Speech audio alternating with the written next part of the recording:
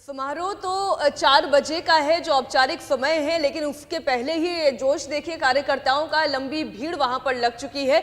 योगी के शपथ ग्रहण को देखते हुए आज लखनऊ में बड़ा वीआईपी मूवमेंट भी है। इकाना स्टेडियम और उसके आसपास सिक्योरिटी कैसी है, संवाददाता ज्योति मिश्रा की एक रिपोर्ट देखिए। लखनऊ में आज किस तरह की तैयारियां नजर आ रही हैं। इस वक्त मैं इकाना स्टेडियम के बाहर मौजूद हूं। स्टेडियम के अंदर के हालात तो आपको दिखाएंगे किस तरह से तैयारियां की गई हैं, तस्वीरें, लेकिन स्टेडियम के बाहर का दृश्य आप देखिए कि सुबह का वक्त है और बड़ी संख्या में अब जवानों के आने का सिलसिला शुरू हो चुका है।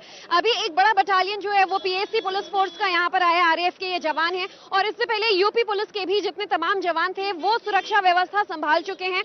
एसपीजी से लेकर तमाम बड़े कमांडोज भी आज सुरक्षा व्यवस्था में तैनात रहेंगे।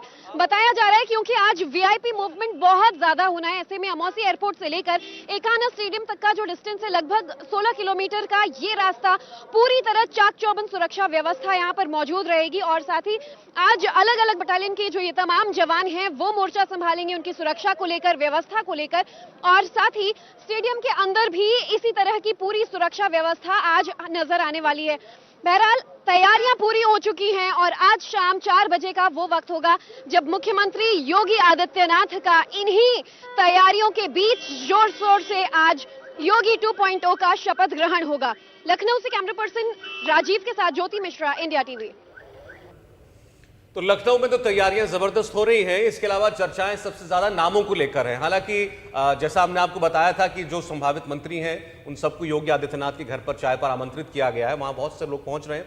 बहुत सारे नाम हम आपको पहले से बता रहे हैं जो चर्चा में हैं। अभी विशाल प्रताप सिंह हमारे सहयोगी वो भी कुछ और नामों का जिक्र कर रहे थे, उसकी बात कर लेते हैं। उन्होंने अदिति सिंह का रायबरेली से जिक्र किया, जीत करके आई हैं इस बार, पिछली बार कांग्रेस के टिकट पर जीती थी।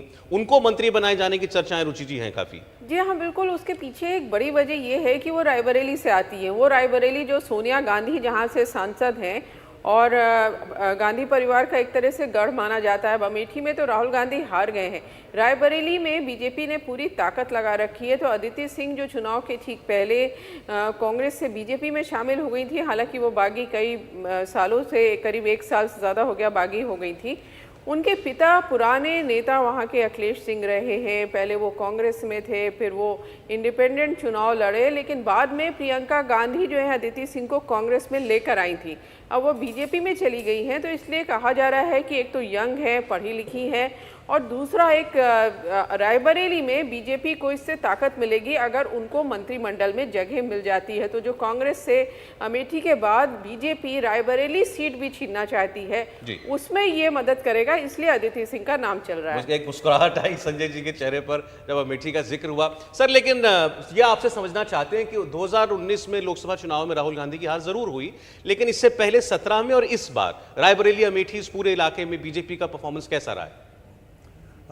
ये तो आंकड़े स्पष्ट बता रहे हैं कि बीजेपी का परफॉर्मेंस अच्छा है, कांग्रेस का परफॉर्मेंस अच्छा नहीं रहा है। देखिए, अगर हम पिछले 5-7 सालों में देखें चुनाव, देश के चुनाव में एक परिवर्तन दिखाई पड़ता है वोटिंग पैटर्न्स में।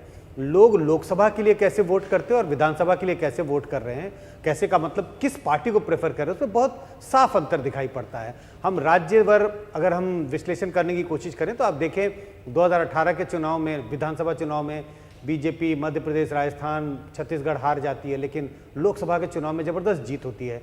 उसी प्रकार से अमेठी और रायबरेली भले ही कांग्रेस के साथ काफ़ी समय से बरकरार रहा, लेकिन असेंबली इलेक्शंस को अगर आप देखेंगे तो वहाँ पर उनका जनाधार जो है बहुत पहले ही खिसक गया था। या तो समाजवादी पार्टी की तरफ कुछ चले गए और कुछ बीजेपी की तरफ चले गए। इस वजह से, क्योंकि स्टेट में कहीं भी कंटेस्ट में कांग्रेस दिखाई नहीं पड़ रही थी, इस वजह से कांग्रेस का जनाधार जो असेंबली के लिए था वो खिसक चुका था और बीजेपी बहुत अच्छा प्रदर्शन कर रही है अभी इन इलाकों में। ये मंच की कुछ और तस्वीरें आई हैं इकाना स्टेडियम के अंदर से, वो आपके सामने इस वक्त हैं। यही वो मंच है जहां पर शपथ ग्रहण का पूरा समारोह होगा और ये तमाम बड़े नेताओं की तस्वीरें भी आप देख सकते हैं। प्रधानमंत्री खुद यहां मौजूद होंगे। इंडिया टीवी हर वक्त हर जगह डाउनलोड करने के लिए सर्च करें India TV news Google play store या ऐप स्टोर पर।